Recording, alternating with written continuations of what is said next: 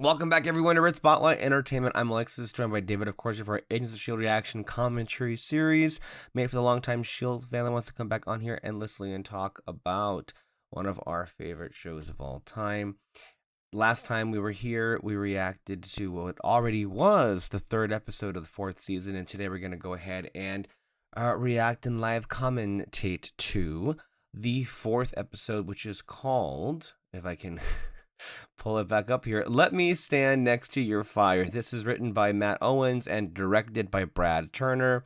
This was originally broadcast on October 18th, 2016 to 4.78 million viewers on ABC Television Network. And of course, we have our returning main cast: Clark Gregg, Ming-Na Wen, Chloe Bennett, Ian DeCasteker, Elizabeth Henstridge, Henry Simmons, and John Hannah, alongside our recurring characters are Gabriel Luna as Robbie Reyes, Axel Whitehead as James/Hellfire, Mallory Jansen as Ada, Jose Zuniga as Eli Morrow, Lily Birdsell as Lucy Bauer, and Kerr Smith as Joseph Bauer.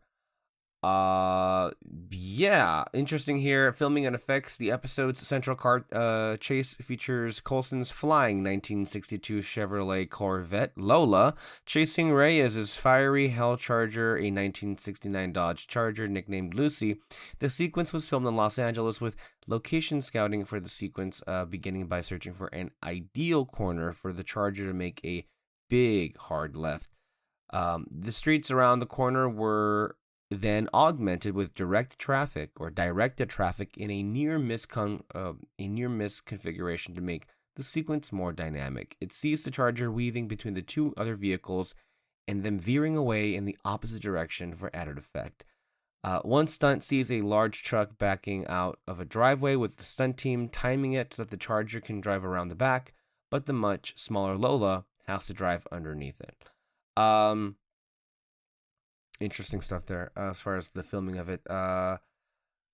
Yeah, it's going to be interesting here. Let's go ahead and begin with the comments from last episode, which we all thought were pretty great. But as David pulls up those comments, all I can say as far as like this episode is concerned, I think one of the things that sticks out in people's mind is that chase sequence, and that's a pretty good chase sequence, especially when you have Ghost Rider's signature vehicle, at least the Robbie Reyes version of it. And then also you have, well, what's the next best thing that we have as far as an equivalent to that on Agents of S.H.I.E.L.D.? Lola, which would be nice. It's nice that they were able to include that in what we're about to witness. But before we move on to that, let's go ahead and look back as to what we were asked to say out loud, I guess. Go ahead, David. For Silva. Greetings, my fellow agents. Another fantastic episode and commentary. It's ironic how my comment about Chicanos and culture led into the themes of this episode. I am probably 15 years or more older than you two, but yes, I am Hispanic Chicano as well. I never heard of El Tigre, as just starting my 30s, and was quite local during that stretch. But the fact that it existed and was enjoyed by your generation makes me happy. Everyone was great in this episode, but I loved how Fitz's fighting was believable. His character growth is my favorite of the series. We saw hints of physical capabilities in the season 3 finale, when Fitz and Simmons were getting down and dirty in the fight against the hive-created Inhumans. It's not martial arts, but it's gritty and realistic, using smarts, crowbars, knives, and fire extinguishers to take down bigger and more deadly opponents. Thanks again for taking the time to create this space. Of course. But yeah, thank you. Fitz is always the best character. Yes, for sure. And I love the points being made there. Of course, I guess it very much did lend itself to a lot of what they were talking about there. Okay, and the next comment. I find it fascinating you guys get hateful comments. It is understandable since you two have passionate opinions, which brings out the haters. I'm honored to be one of your more consistent fans. Just think of me and those school compa of yours. I appreciate how genuine you two are, and I like it when you go off or comment on politics and pop culture. Stay cool. I'll see you next time. Thank you. We appreciate that comment very much, because that's like one positive comment we get like maybe every decade or so. I think the reality is, like, I don't want people to ever misunderstand us. I don't for a second think that we have like Oh my God, you have amazing takes. People should watch you. I mean, I think we do, but but ultimately, I think a lot of the people who are online, unfortunately, have a literacy problem, and they can't. I think quite, and probably an emotional problem too. They don't quite have the depth, shall we say, to really deal with different opinions, but also opinions that I quite frankly don't feel are really that wrong, to tell you the truth. I think a lot of the people who traffic these particular circles um just really engage with talking points, with what's already, with how the narrative has already been set, and they work with that framing. So when you have a situation, and Silva, you may or not disagree with this, you do what you will, but I mean, the framing that the media already says is Agents of Shield is a terrible show, and you should be ashamed of yourself for thinking that it's not terrible like the rest of us feel that way. That's the framing, and yet we push back actively against that. This entire show is in service to that. I find it very interesting how yesterday, for May the 4th, which, by the way, we have our mall reactions. You want to go ahead and watch those. Um, I Really interesting. I feel that The Last Jedi comes up in almost any situation, right? Any discussion, and it's always like torn apart. What I found interesting was a lot of what I was seeing, unironically, was like praising The Last Jedi, and I was like, what the hell? Mm. Oh shit! Like, what's going on here? It's like I thought we were operating under the assumption that it was terrible, and we cannot, stray from that. And if we have like nuanced or complicated thoughts, we have to go ahead and like make those people feel like idiots.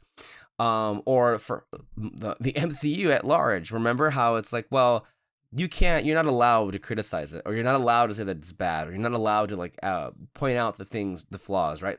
There are a lot of people, unfortunately, whether you look at the space of movie talk or the space of politics, especially, that have just kind of subscribed to slave hive mind mentality of going by whatever particular group or cult they have subscribed to, and they get their talking points down from the pipeline, and they kind of repeat them. And anybody who calls out the bullshit, like we do, honestly, gets immediate hate. So I understand it. It's unfortunate that so many people are stupid, quite frankly, because they can't quite engage with what we're saying. I feel like all the comments, if you look at especially our YouTube shorts, some of the worst, idiotic, brain dead comments we've ever received.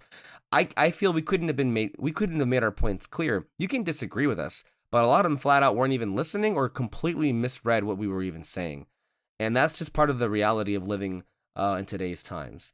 Um, but all of which is to say, it's nice that every once in a while we get a comment like this, because I mean, I personally agree with you, Silva. I do think that, that's what we've strived to do the entire time, was to have a nice dialogue, a good back and forth.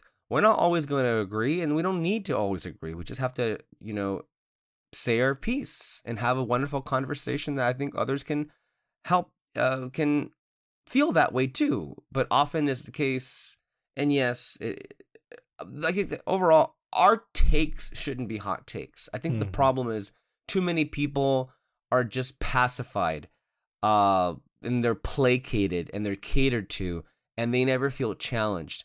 And whenever there is something that shouldn't be really all that controversial, people just like, they're raving lunatics in response to it. And not for nothing, it does manifest itself into some really funny statements.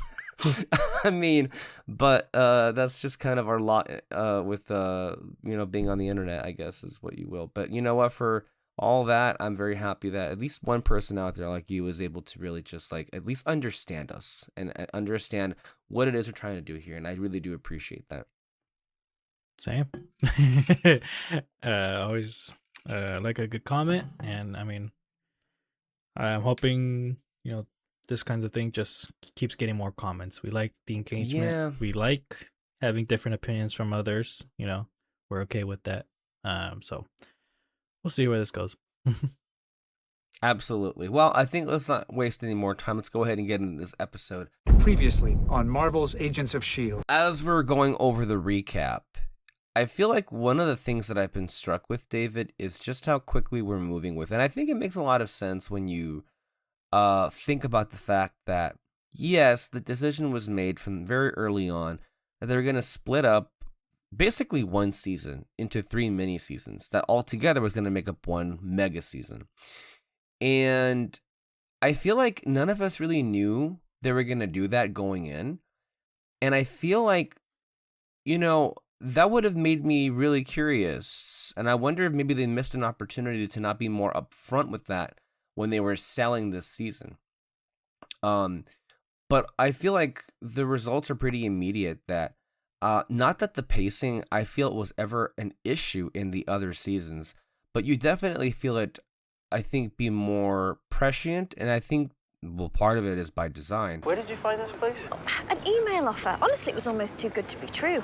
This is the one Fitz. I But can feel it. I think it really did show that a show like this, a series like this, Agents of S.H.I.E.L.D., can thrive very well if they're, focused on a much more tight storyline. And that isn't to say that they didn't excel at 22 episode seasons. They very much did that. And that also is not to say that they themselves didn't split it up into 2 halves, as they did for 3 years in a row. But I feel like in the 4th season... Yeah, but I'm heading to Radcliffe's. Seems you're spending all your time there lately. Is it?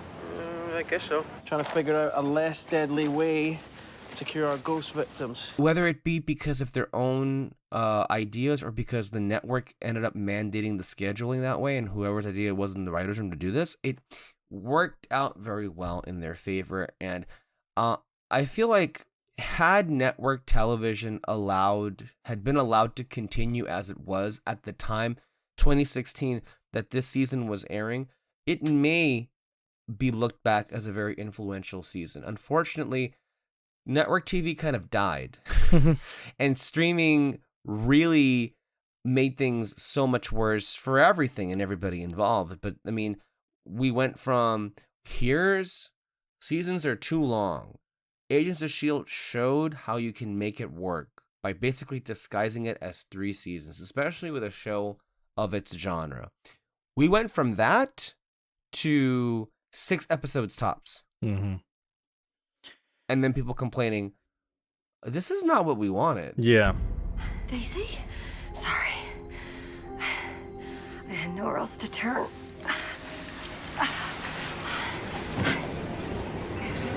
Anyway, somebody, one of the followers needs to get a blood counter or something, because we've got a lot of blood on the show, and especially in this season. But yeah, I feel like this is just another way that the show didn't really have its due, because network TV just imploded after this. I mean, it still exists, but it's just not treated the same, and I really do miss that. And I think streaming in general is just producing a lot of missed opportunities after missed opportunities, and just squandering potential for what shows really could be. Who the hell are you? Agent Phil Coulson. Oh, I love I'm this. with the Strategic Homeland Intervention Enforcement Logistics Division. Taking it right back to Iron Man. I want to feel that's a direct callback, because that's how Phil Coulson first introduced himself in the movie. And at the time, if you recall, he didn't say it as S.H.I.E.L.D. He literally said the whole name there. So I love that throwback. And then also, what makes it feel much more of a throwback is he's wearing a suit. That's his old look right there. So True. You worked hard to provide for your sister and her kids, so I think you're a decent guy. Sure, some petty theft as a kid, but no history of violence. But then one bad situation turned into a manslaughter charge. one of the things we need to be clear here is, while I was never crazy about demoting Phil back to an agent, I think episodes like the one that we're watching right now, I think kind of work to show why it was necessary. Because where do you go with Coulson after season 3 and 2? We've had 2 seasons of him as director. Dr. Radcliffe stopped your heart for 7 minutes in order to reboot your central nervous system. You did what? Well, Coulson's a hard character to handle because you can't really change him very much. Because people love Coulson because of who he is. And so it's not to say that he can't go through growth, because he does, but it can't be that much of an arc, you know? Like he ultimately he is Coulson. So the show, I feel like one of the hardest things they had to do was find ways to not just have something for him to do, but to keep him interesting, to keep him like alive and energetic, because if you just had him be the leader for all of the rest of the 6 seasons that was left, I feel like you could have run into a problem like the CW shows did, right? Which, I mean, I assume just from a glance, they didn't want to change very much of the structure of the show. And I think what helped many times this particular TV show that we're watching is they were quite comfortable with blowing it up and beginning all over again every single year. And Coulson, I believe, was one of those characters where they sought to change his role, whatever story arc he may have in the individual season. I believe they continuously found ways. Whoever took this bonnet did an awful job. Even I don't get an A for effort. You haven't been to a proper doctor? You're hard to get an appointment with. in ways that we couldn't quite have, I believe, expected. I mean, it got to the point where we got a bad Coulson, and then we got an LMD Coulson at the very end. So I do enjoy the fact that they keep in mind that Clark Gregg loves to play this character, but they keep him in mind and give him fresh material every year. And I think he's one of the harder ones to do. That and May for sure, which I believe you could argue that, May has been kind of in the same space for like 2 seasons now. But I feel like beginning with this season... Oh, self-medicating. Those bone restoration pills you've been stealing don't relieve pain. Are you using your arm gauntlets? They don't work perfectly, but we specifically designed them so that They're not exactly incognito. Stop mothering me. And going forward, she has some pretty unique material to work with every season. So I'm thankful that we have that. Nice. And again, May and Coulson are not characters you want to change too much because they're older. They're not like Skye or Simmons or Fitz that can have more overt, obvious changes. So it's important that we acknowledge that distinction. And I don't mean to talk over everything that's happening. I'm enjoying that we have Daisy and Simmons here, and that Daisy's continuing to be on the run, but she can't help herself but to continue to reach out to her friends. And I think this is also just reminding us that it's inevitable for her to come back to the fold. Snagged them from a group of watchdogs on my way here. Got a bullet for my trouble. They're hacking into S.H.I.E.L.D. servers. We're pushing the story forward by continuing to hit this on its head, that Daisy, we can tell deep down, yes, she left because there's deep pain there. But I think it's interesting that she found a genuine ideological position to take that is now, because of S.H.I.E.L.D. being legitimized and public, is now even more at odds with than how it was before. And I think something that's not quite said out loud. You want me to help you hack my own organization? Simmons, they're targeting Inhumans. They are murdering us. There are protocols, Daisy. I take mandatory lie detection tests. I can't just voluntarily aid a wanted vigilante. But I think maybe implied is part of the reason that may have been overall part of the reason why she left in the first place. Yes, she was deeply hurt. She didn't want to hurt anybody else. But through season 3, and we know that her main thing has always been about inhuman causes. And the fact that S.H.I.E.L.D. was now going to be a lot more stringent and prohibitive of that, she was like, peace, I'm out of here. I'm going to do my own thing. So I do appreciate that, again, even with Daisy, and we know ultimately why it is, and we know ultimately where it's going to go. I appreciate that even with this whole difference with Simmons, because Simmons is also in a different position of power now. Turns out they didn't die that day. What the hell are you talking about? They're alive, and they've gained abilities they're using to hurt people. That doesn't make any sense. And kind of like, in a way, representing the agency. I appreciate that moment of like, it's not just like these two friends who we can tell are a little bit like, I'm glad to see you, but also fuck you. What are you doing? But then they just can't help but help each other too. So again, a lot happening there. Didn't mean to just talk over all of it, but just some interesting points I wanted to just keep up with, like, because so far I'm not saying nothing's happening. A lot is happening here, but I think it's worth pointing out like how much work it takes to get to where what we're watching right now is even happening, like how it's happening and why it's happening. Find out your colleagues are back from the dead. Yeah, I can imagine. And here we go. This is the thing. Yeah, I love that look. He's just like, holy shit, it's him. Yeah, fuck, go. A momentum lab? Yeah, get in the car, I'm driving. Oh, hell no. I don't believe Mac ever gets the chance to drive Lola, which is funny. I mean, that's just part of the bit right there. But I mean, this is really what we're here to watch. This is the episode, and this is part of the advantages of filming on location, because this is all real. All of this, it's so cool. This is what I think made this storyline so, I believe, vibrant, is that because of its, LA DNA, they had and they're in LA where they filmed the show. Boom, there you go. What do you weigh? 210? 220? That's not the extra weight that you're driving. You should have let me take the wheel. My car, I drive. You wouldn't fit behind the wheel anyway. That is kind of true. Looking at how they're positioned, I don't think Mac would fit. Oh, this is I think the stunt we talked about right there. No.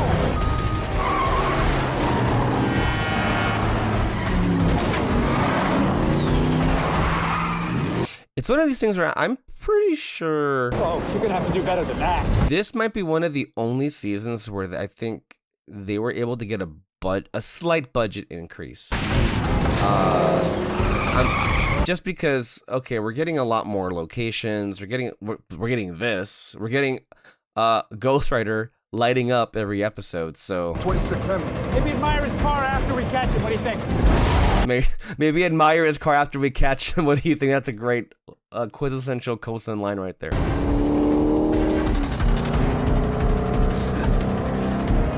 Oh, you fell for it. Yeah.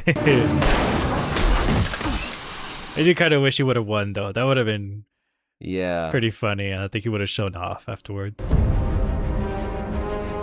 I get his car now, right? Isn't that how this works? Let's go over it one more time. Is that necessary? Yes, because we cannot afford to slip up. I love how Daisy's just like, Simmons. I'm aware of how my own agency operates, thank you. Remember, you got to keep in mind, like, she's like treating her like season 1 Simmons. Meanwhile, season 4 Simmons just like, you have no idea how I got this. Like, You're gonna take this flash drive. I think she just remembers that Simmons was a very bad liar, and she was a comically bad liar in that first season, especially. Oh, there she is. But she's come along. Right on time. Okay, so we need to. She's just like, fuck this. I'm gonna show you. What the hell is she doing?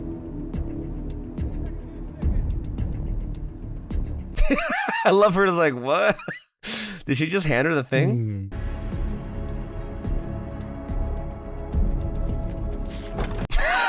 I like her head turn.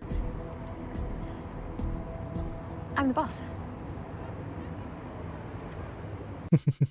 And that's great growth right there for her character. Because like you mentioned too, she was a horrible liar in the beginning, and this time it's just like, whatever. In the body. What I wouldn't have given for that in primary school. I used to get so nervous my eyes would all bug out and I'd lose my breath. Is the ultimate Turing test. I mean, who better to put Ada through her paces than the most discerning, formidable agent that S.H.I.E.L.D. has to offer? Not a bad idea. Art and science have their meeting and method. Oh, do not go quoting bloody bull or Lytton at me. Fitz. I do appreciate moments like these because although it happening off screen, you can tell in that conversation how much Halo he's really he has some tells still, Fitz, but I love how much you can tell how much of a relationship Fitz and Radcliffe have now. And it doesn't feel like they're forcing it on us. Maybe because they're both Scotsmen, and maybe because they're both scientists, but they have a lot of similar interests. And with the idea that the team had been split up, I think you can make the argument that Radcliffe there kind of picked up the slack, and they genuinely, because remember last season, they didn't care much for each other, but I think over the course of the break that we didn't see. They can tap into the data directly, then they have information on a lot. And also, of they're both humans. great actors, so I think they could just make anything work. It feels like they have like a confidant in each other. We have to get to him. In case you don't remember, that's my job. I appreciate the help, Simmons, but I can take it from here on my own. You can't have it both ways, Daisy. You can't push us away and then come crawling back half dead only when you feel like it. It isn't fair. You've already put a gun to my... Simmons there calling the shots here. It's like, Damn, not even a dent. I wouldn't mind having a super... She's already put May and Daisy in their places, and they're both like, what? Simmons, you? That's true. I've heard rumors from your part of the world about a man with a flaming skull. Always seemed like an urban legend to me. You've managed to escape capture all this time. We nab you in a parking lot. Well, that's gotta hurt. I have a code I try to live by. And a penchant for spontaneous combustion, which I must say sounds painful. How do you do it? You're not an inhuman, are you? Why do you guys keep asking me that? Then where does your power come from? I made a deal with the devil. Right. Yeah, sure. He was at the Momentum Lab and showed up at the prison, too. Chasing the same things. You said Daisy trusted. Yeah, maybe. Look at how that's all the confirmation he needed. Coulson's trust in Daisy is so deep. That's all that he needed to do what he's gonna do right now. Myself.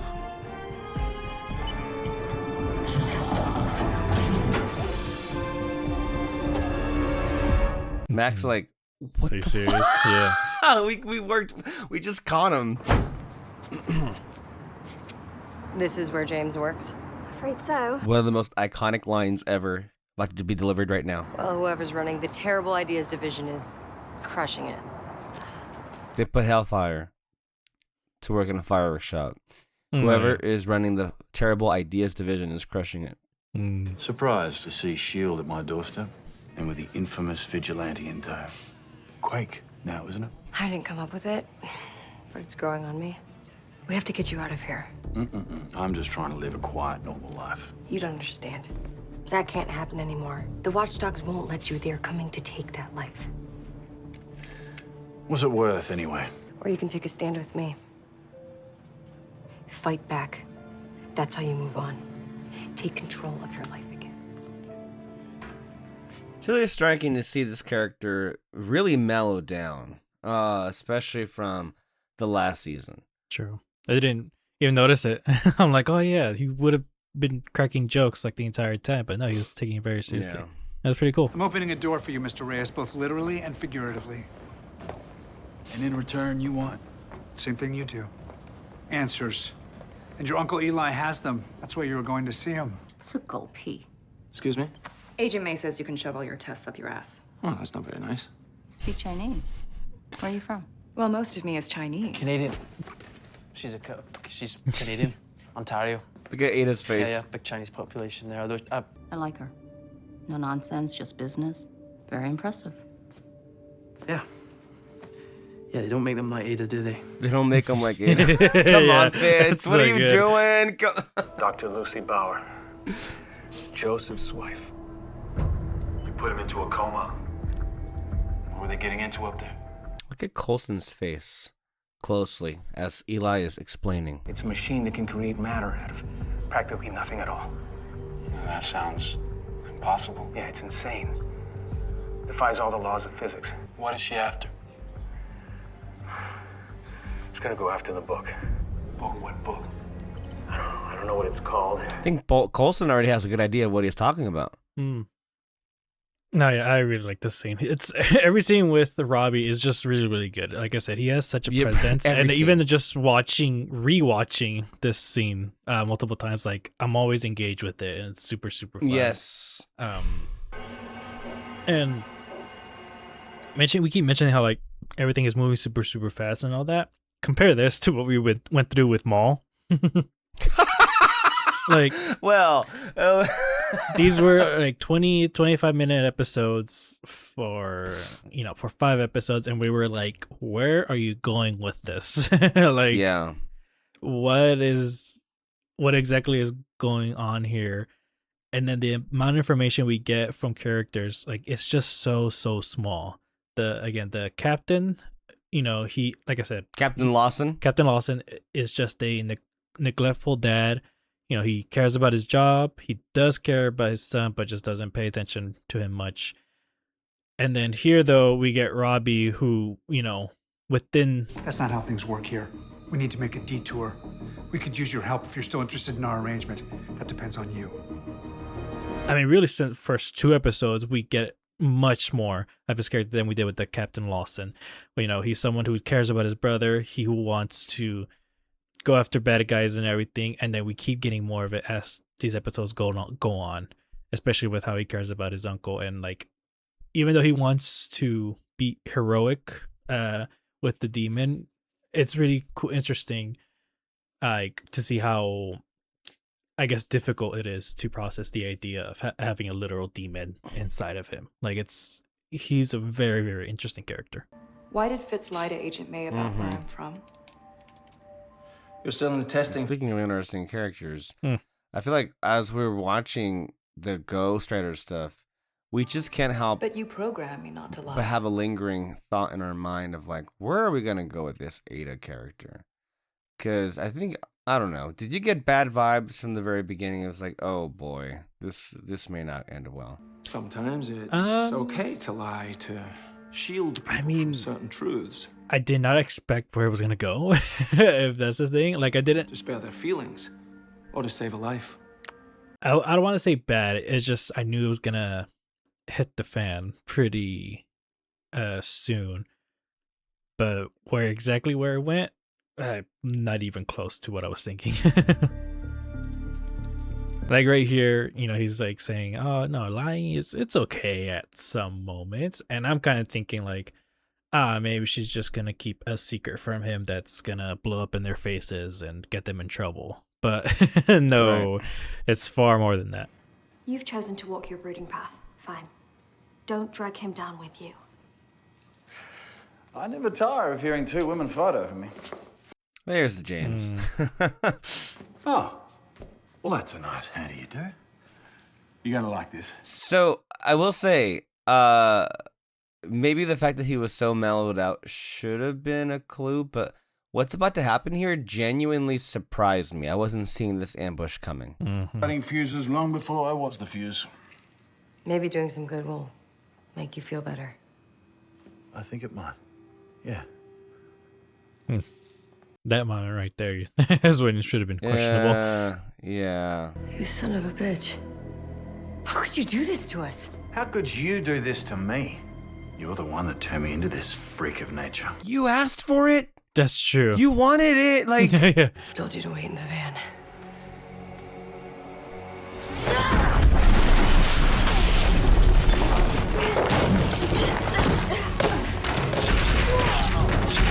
Also giving us a chance to see how Simmons herself has proven quite. I mean, this whole episode really, like how much she's grown, but also as far as the field is concerned. I mean, she's got her, I believe, her field smarts to her. She understood Daisy's signals, was prepared for it, and helped give her cover. Because clearly, I mean, Daisy is really just like risking it here. I feel like one more of those attacks and she may not have an arm left.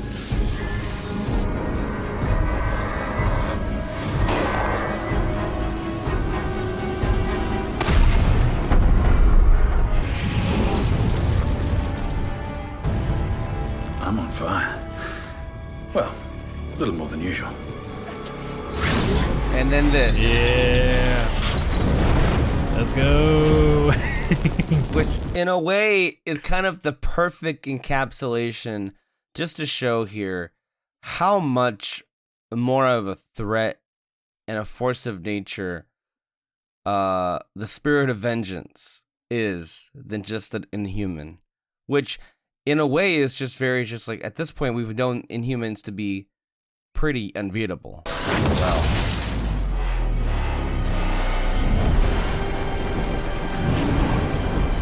It's time to pay for your sins.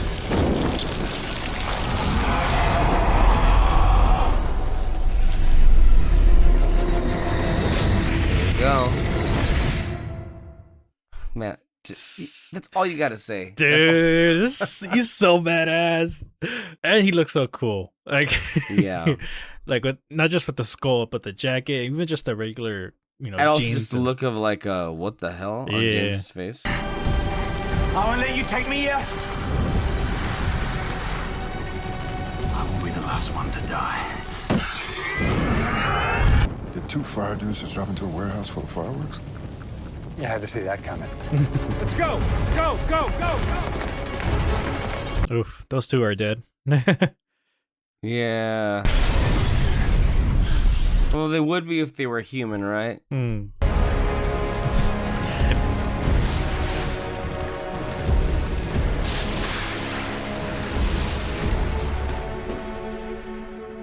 said alive, right? Thank you for saving Simmons and I back there. You're welcome. Are you gonna say anything else? Nothing else to say. I'm just glad you're safe. For me, nothing is more pressing than... Look, I know you two like to work alone, settling scores that are personal to you, but that's not how we work here at S.H.I.E.L.D. We work together to keep everyone safe from things like this. You don't need us? Fine. Right now, we need you.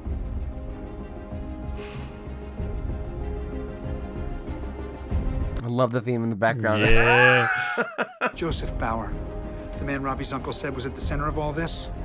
He's been in a coma all these years. Well, he just woke up. That's a cool way to end it. And it's just like, It also really watching is. this too, it's like, I hate thinking how the Marvel universe is now, because it's like, this was the potential. Like, you bring in like tiny, low member Marvel heroes, just for these moments, little moments, and you can have like some great dynamics going on. And you kind of wish that would have happened with Defenders, like they just come in every once in a while or something. I mean, it really sucks, just the potential of lost potential. Yeah. This is one lie you're gonna have to tell.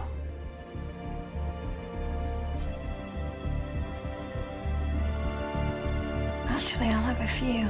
Yeah, like where do you even start? I mean, you have the android, the demon murderer, and the vigilante. It's like, which one do you want to go with? That's pretty hilarious here. Overall, look, I feel like if you've heard us, you can tell very clearly that we're obviously have some very favorable ideas and thoughts about this episode. Let me go to Reddit for some live reactions as it was airing 10 years ago. As soon as James lit fire to the chain, I had a feeling what was about to happen, and I'm so glad it did. Yeah, we knew. How nice of Hellfire to pass the torch, or rather chain, on to Robbie. Also, another thing I love about having Ghost Rider on Agents of S.H.I.E.L.D. is the car chases. They're top notch. Simmons noticing that Ada was an android when Coulson and May didn't was pretty good. Ghost Rider looking better and better, and now he even has a chain. Taken from budget Ghost Rider. I like how Robbie flipped the chain over his shoulder at the end. Like, I'm keeping this thing. Yeah. It's funny.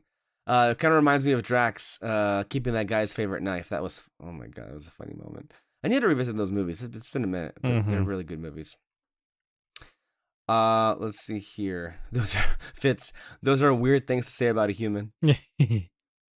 And with that face, that stone cold face that he had, I don't think he's had that particular face since season 1. So like Ian DeCastrica brought that back. Yeah.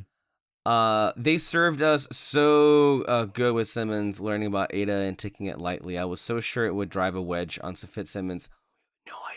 You have no idea where that's gonna go just yet. Okay. Yeah. Let's see here. I'm so stupidly hyped to see the Darkhold go into action. That's my weird slice of Marvel history. Oh well, you know where that's gonna go.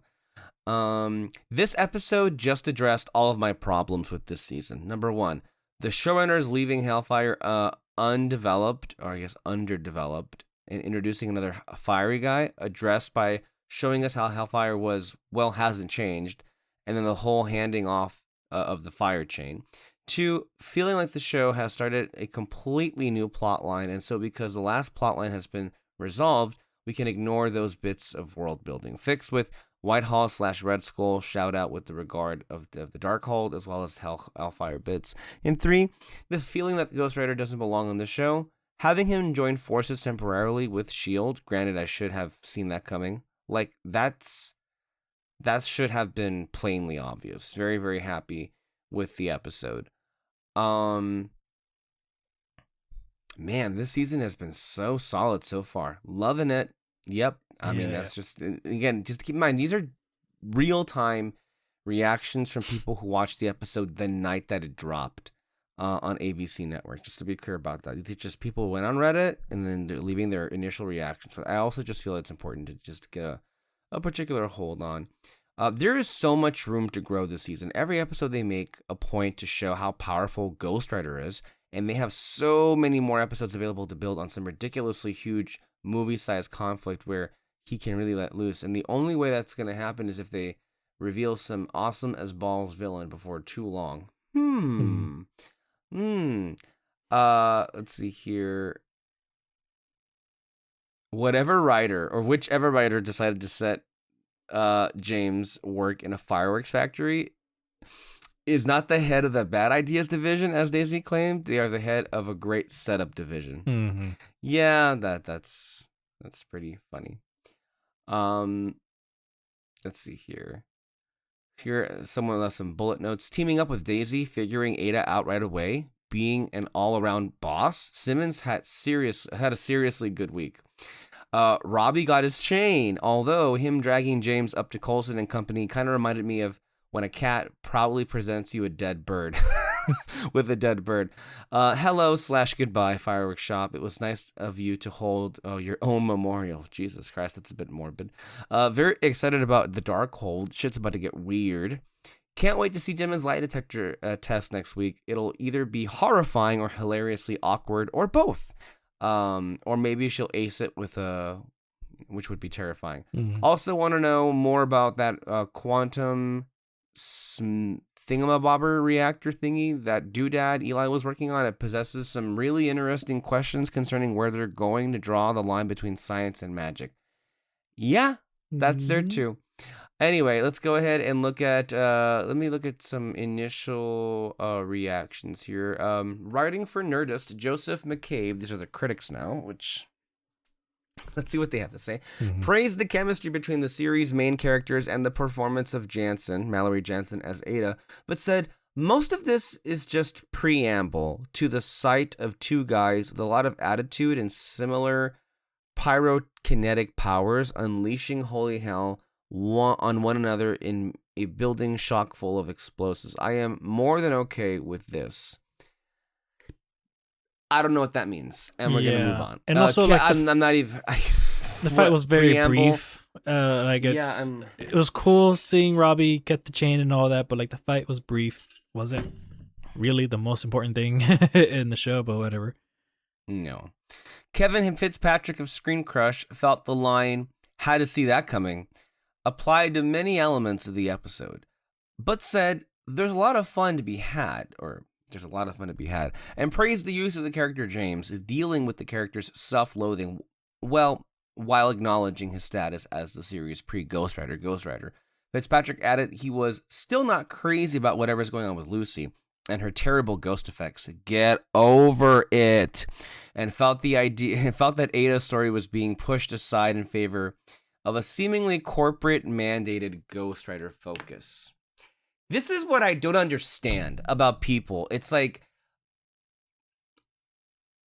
the 2010s and people like this had plenty of people who were seemingly going after the wrong thing. If this is something on your mind about corporate mandated, they're focusing on this because the studio and the network, they want to push Ghost Rider, so they clearly pushed away this whole LMD, or I guess the Ada thing. Well, we should just address that. I feel it is plainly obvious, as far as the ending of season 3, that they were gonna immediately go with Ada as like a situation happening. Mm-hmm.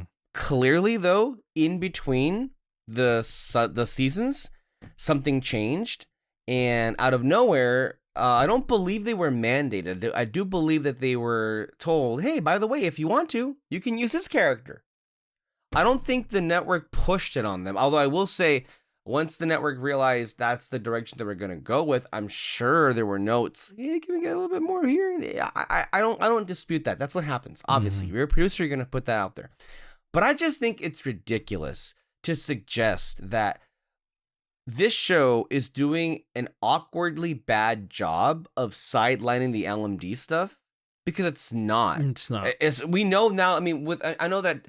What's it called? Hindsight's 2020. We know where it's gonna go, so we already know how amazing the payoff is. But right now, I don't understand what you mean that it's being pushed to the side. You're seeing it happen. Ada was in this episode, and what was happening was not nothing. So I don't understand this. And then also, to me, what I can't stand is the hypocrisy. Because why are you saying that Agents of S.H.I.E.L.D. is like corporate mandated? What about Marvel Studios and a lot of the decisions they have made, even in the movies that were being made in those particular years, that were not, all those decisions that were not being guided by the director or the creative who was on the particular project, but were very much being directed by the company. Mm-hmm. No, yeah. Like, for instance, right? Age of Ultron by this point should have come out. And if I don't recall, I hope I recall correct, a lot of the issues that people had with Age of Ultron had to do with a lot of the stuff in the middle that was mandated by the company to show that Infinity War was coming, and not at all what Joss Whedon wanted to do. That I think Joss Whedon later at some point said he wanted to slit his wrists, then never work on Marvel again. And it was because, I don't know. I can't tell you what it is that Joss Whedon wanted to say with Age of Ultron. I think it's a miracle that Age of Ultron ended up being as entertaining as it was, and I would say good movie as it is. I think it shows that Joss Whedon and the MCU machine at that point were they had the sauce, and they ended up putting a very entertaining movie. But I think you can make a very reasonable argument that when you get off the sugar high, I don't know what Joss Whedon was trying to really accomplish with the film. I'm not even sure if it ended up being what he wanted it to be. I think it wasn't, because Marvel was and add this and add this and add this and add this, and that's what fans had an issue with. But funny how we're not criticizing, or they were not at the time criticizing Kevin Feige, because those were his decisions. Those are his interjections. And that was only a taste of what was to come half a decade later after COVID. David, sorry, I cut you off. No, it's fine. I mean, it's just what that guy said. Even on rewatch, it seems like everyone's really balanced out. Like, we're getting just enough information from every single character, and no one feels like they're being sidelined compared to Lincoln and the guy second season. Oh, you mean Trip? Trip, yeah. You keep forgetting his name. Someone's gonna be upset about that. I know. But yeah. Compared to Lincoln and Trip, especially Trip, who was just completely sidelined in the second season. They just had no idea what the fuck to do with him. And I'm not seeing that. You can even argue Hellfire here got more than Trip ever got. True. Yeah, even though it was like sort of fake, but like there were still some interesting moments with him. Right. But well, no, it was true by the end. Never mind. But yeah, even him got like a lot of character growth, I guess you could say, in this one episode. So I'm just not seeing what they did with Trip in any of these characters for this season. Everyone is, and you mentioned too, Coulson, how like they really had to figure out a way to change up his character, but not like, completely change who he is and all that. Coulson is like, he's sort of like Superman. If you ever watch any of the shows, his character always stays the same. It's just that the situation he gets on always has to like, push any sort of beliefs that he has. With Superman and Lois, first season he really needed to like work harder to be there as a dad for his kids. Then the second season kind of sucked. But there was actually, honestly, I can't even remember what the struggle was. But third season, Lois gets cancer, and then that was like something that completely put him in a tough spot, because he was having dreams of like, is he literally going to let the world crash down around him in order to save Lois or to protect Lois and all that. Those are things like, those are situations that makes Superman interesting. And it's the same thing with Coulson. Like, he doesn't change much as a character, but like the situation around him is always changing, and even drastically. And his way of coping with it to get through it, get everyone through it, is always interesting. And especially in this episode, where at the end of it, he could have just been like, "Hey Daisy, like, are you okay? Do you need anything from me?" Like, he could have been nice about it, but it's like, I don't know whether he's fed up with her or maybe he just thinks this is the best thing for her. But it's this kind of balance of, I want to be nice to you and give you space, but at the same time, you need to get your shit together. Like, let's get to work now. And so it's very interesting, that moment in the end where he's just like, it's almost like in his eyes of like, I really hope you're okay. I really hope you're doing well. But you got to get back here now, get shit together. So, yeah, it's, none of these characters are sidelined. For sure. Okay, let me go over to let's see here, AV Club, Alex McLivy. Oh, that's I loaded up the wrong here. Okay.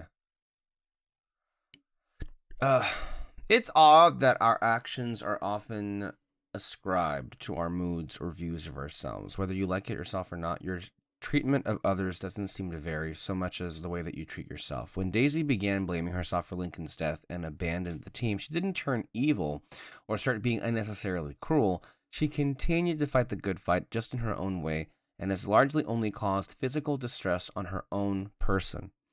When James was given what he always wanted, to become an Inhuman, only to learn he couldn't stand himself in his new form, he lashed out at others. In both cases, it seems switching their opinion of themselves only made them become more of who they already were, albeit in inverse ways. They're not turning into different people so much as they are barreling towards who they think they deserve to be.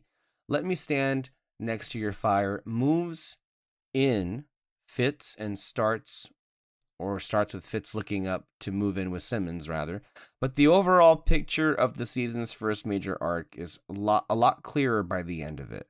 The Darkhold, the big MacGuffin of the story, is somewhere out there, and Lucy possesses the power to make her formerly comatose coworker open his eyes and start talking. It's not clear yet if he's coherent, but the fact that all she needs to do is plunge her incorporeal hands through his head and perform some gentle massage techniques to bring him out of it is worrying. Robbie's uncle supplies much of the backstory, but it's Coulson's speech at the end which brings it all into focus. The bad guys want the Darkhold. Our heroes don't want that to happen, and now Daisy and Robbie are temporarily on board the Quinjet. Coulson is ready to take action. But the emotional beats landed harder than almost any punch tonight, unless that attack is being delivered by Ghost Rider. And none of them were more affecting than the flat brevity of the Coulson-Daisy reunion at the episode's end. When she thanks him for saving them, there's a world of hurt feelings and betrayal to sort through. But rather than address any of it, Phil blows right through all that. I'm just glad you're safe, he says, like any caring parental figure would do with their long-lost child, letting her know that regardless of how she may have behaved, he cares more about her safety than anything else. It takes a few sentences beyond that with Gemma, but she and Daisy are back on the same team quickly tonight, too. Maybe it's Daisy being in such bad shape, but Simmons warms quickly to her old teammate, and before long, the two are scheming like old times. Well, not quite old times, because when Daisy explains her intricate plan to break in and hack the Inhuman servers at S.H.I.E.L.D., Simmons just hops out of the car and hands it to the woman. After all, Simmons is her boss. Daisy may have been keeping tabs on the team this whole time, but she has some learning to do. Still, there were touching moments here as well when Daisy bequeathing the apartment to Gemma and Leo. It's still unclear how all the crimes committed by Quake are going to be commuted, but if this mission was any indication, it shouldn't be too long before Daisy is back on the team. She can't stay away anymore, both for the sake of her mental health and her fragile bones. She needs her old S.H.I.E.L.D. team. But the action this week came from Robbie Reyes, who had more than a couple hero moments to make up for holding back his powers throughout the majority of the episode. I'm actually fine with the limited use of the Flaming Skull effect, as it tends to be a bit be a bit on the CGI shiny side. Catching James's flaming chain before it hit Gemma and Daisy, and then catching James himself, both made for excellent beats and revealed the series' view of the character as firmly on the side of the angels, despite all the deals with the devil. Though it could change next week. But for now, Robbie made with the teamwork, even if it took driving almost full speed into the Quinjet for that to happen. Mac is right. We should all be lucky to have a car that can survive that with barely a dent. All right, there. So much more interesting, intriguing long-term story, however, is happening right under the noses of the team. Ada's subplot is intriguing for a number of reasons, not the least of which because she makes Fitz anxious, and anxious Fitz is a delightful sight. But most of all, because it offers the unusual opportunity for S.H.I.E.L.D. to dig into some juicy subtext and weighty concepts, things to which it rarely has time to do justice. When Ada questions Radcliffe about lying and reveals the core tenets to be hardwired into her, never to lie, never to harm people, her gaze afterward suggests layers to her programming. It has immediate repercussions for Gemma once she realizes that Ada is an android, and making difficulties for the new S.H.I.E.L.D. has been teased long enough. It's time for Simmons to start lying, and our heroes to start challenging the new status quo.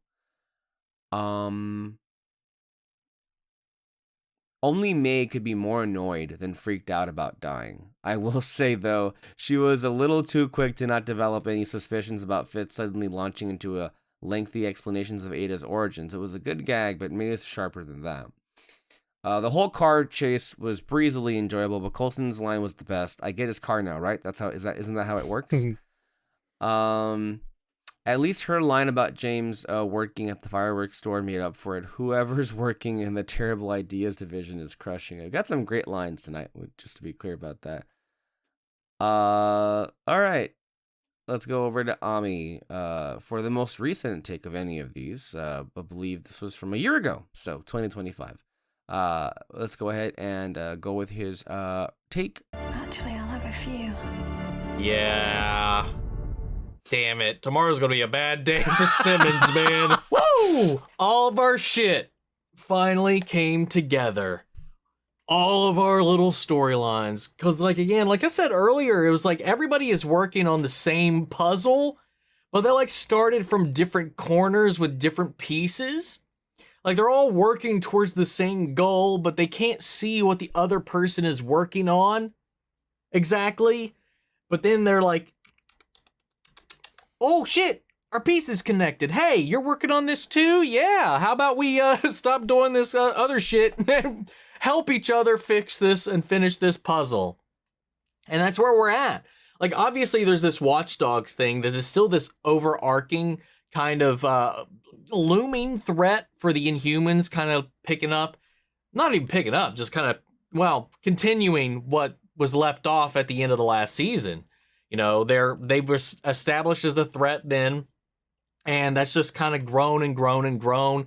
Now that S.H.I.E.L.D. has done registrations and gone public with the Inhuman Act and all that kind of shit, you know, they're now got people within the government, within S.H.I.E.L.D. or whoever, who has access to this list that has allowed them to get access to this. I thought it was going to be the senator that we saw, that they were going to be the ones. Obviously, they're working with someone.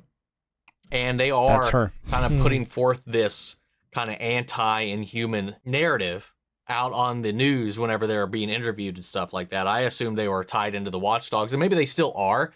They probably still are. You know, they still talked about how they're getting funding, they're going global, they're getting more advanced. So that's probably an avenue there, but they were actually getting into the S.H.I.E.L.D. system, not through their access, but through James and his tracking device. Daisy, who after everything, her withdrawals with Hive, her own like guilt from being swayed and then doing the things that she did, she took a lot of that frustration, a lot of that guilt, and turned it in and is trying to turn it into good, you know, something for their people. James kind of went the entire other direction. His internalized hatred and guilt is being redirected at his people. As much as he wanted to be an Inhuman, he wanted the powers, the gifts, Jiaying judged him not worthy of being given those powers. So on top of that, they never accepted him until Hive came knocking at his door. And at that point, it wasn't really even a choice of his. It was something that just happened. It's like, hey, here, this is what you wanted. It was forced upon him in a way. And then he was swayed. In his world, he has only ever been like kicked to the side and used and abused by Inhumans, despite being an Inhuman. So he's found that and taken that the other way and sided with the Watchdogs to help execute them all. That is an extreme measure. That is an extreme level of self-hatred. And we've seen that in history. We have seen people side with the enemy, assist in the genocide of their own people because maybe it'll get them through the day. Maybe it'll get them on the other side of it. Maybe they think they are one of the good ones or something of the sort. Whatever it be, you always find some people that like hate what they are so much that they do fall into these pits sometimes. I knew something felt weird about that scene with him drawing her into that storage unit. At least like the way that the feeling, like the air felt when we went there and he was just kind of fiddling with his keys, wasting time, opening it. I thought maybe I was just giving us time to hear their conversation, Simmons and Daisy. I didn't expect him to be working with the Watchdogs. I thought maybe he was like, okay, well shit, now my tracker's off, I can be free. Maybe he was going to, I got some stuff locked up here, some fireworks or whatever. Maybe he was going to like smoke screen and make a run for it. Because now, at least with the tracker off after Daisy blasting it off, I was thinking, okay, maybe he's going to blow them off, return to anonymity like he was living before, off the grid. Like if we rewound to when we met him, like it would make sense to me that he would just want to return to that life away from everybody. Nobody liked me. I didn't really like anybody, so I just lived out there all on my own. And, having somebody constantly knowing his every location, definitely not something I think he would be too into. But no, it turned out he was just killing time, stalling, because he called the Watchdogs. It's like, hey, I got the infamous Quake here. Come get her. Oh my God.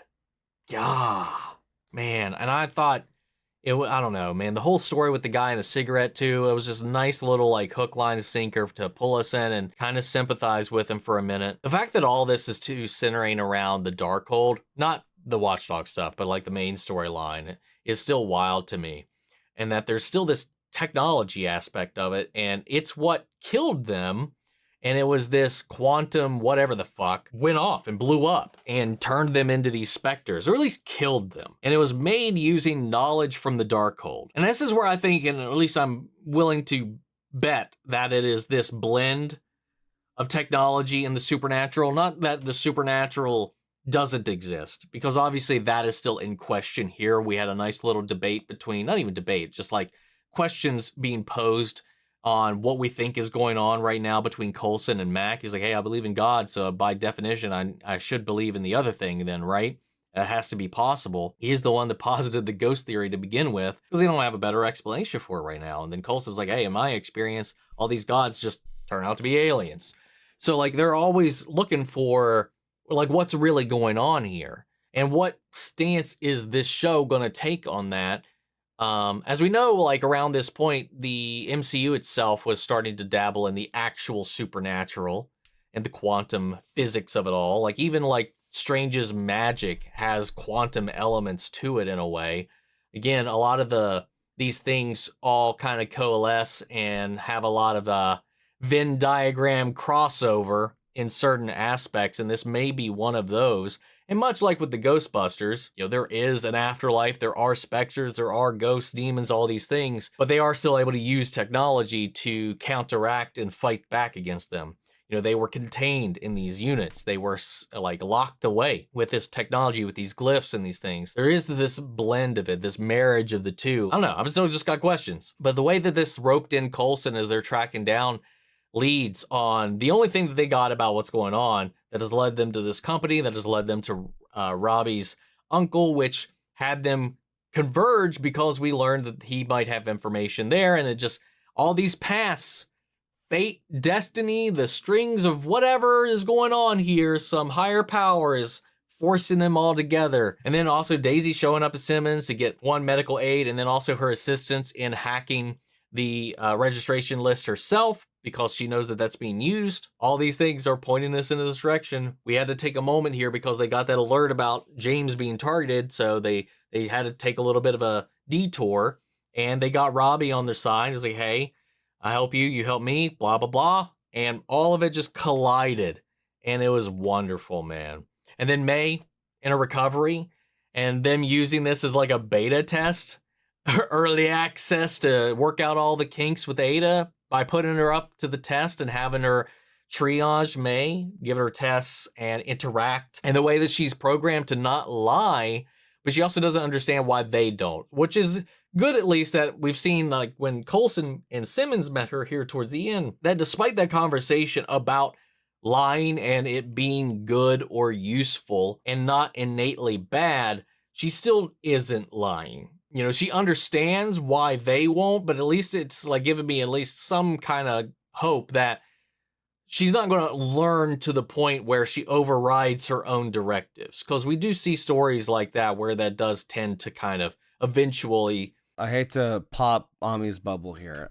Well, he knows already, but in the past, that's exactly what's going to happen here. And I feel like one of the things I didn't get to real quick is that whole conversation between Radcliffe and Ada is going to come back. Literally when she slits his wrists. It's like, oh, and even also later on when she gets Leopold, the doctor, to kill Agnes. So yeah, this in a way it's the genesis for everything going wrong, even though I think it's debatable. I think you can say if it maybe it was here or maybe it was the Darkhold that corrupted her. You could, I don't know, but I mean, the thing is, like, the Darkhold doesn't really control a person. It just feeds into their worst instincts. So with Radcliffe and Ada, perhaps they weren't the best people to put that book in front of. Mm-hmm. As we know, unfortunately, the case is true with those two. Anywho, anything that you'd like to respond to anything that we said, or you have your own thoughts about favorite moments of this episode, or if you felt differently about it, please feel free to comment down below. Thank you once again for tuning in this time, and we will see you guys next week for the next episode. All right, guys, we will see you. Bye. Bye.